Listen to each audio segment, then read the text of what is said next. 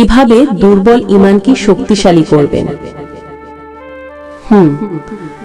আপনি যদি নিয়মিত নামাজ আদায় করেন, আপনি যদি কুরআন তিলাওয়াত ও কুরআনের অর্থ বোঝার চেষ্টা করেন, আপনি যদি নিয়মিত জিকির বা আল্লাহ স্মরণ করেন, আপনি যদি নেক কাজে ব্যস্ত থাকার চেষ্টা করেন, আপনি যদি দোয়া ও তওবা করতে অভ্যস্ত হন, আপনি যদি নেক মানুষের সংস্পর্শে থাকার অভ্যেস করেন, আপনি যদি মৃত্যু ও আখিরাতের কথা বেশি বেশি স্মরণ করেন, আপনি যদি সুন্নাহের অনুসরণ করে চলেন, তবে হ্যাঁ, মনে রাখবেন, ঈমানের মিষ্টতা এবং দৃঢ়তা আসে ধারাবাহিকতা, তাওবা এবং আল্লাহর সঙ্গে আন্তরিক সম্পর্কের মাধ্যমে।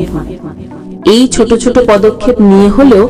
যদি প্রতিদিন আপনি চেষ্টা চালিয়ে যান, তবে ধীরে ধীরে আপনার ঈমান পুনরায় শক্তিশালী হবে ইনশাআল্লাহ।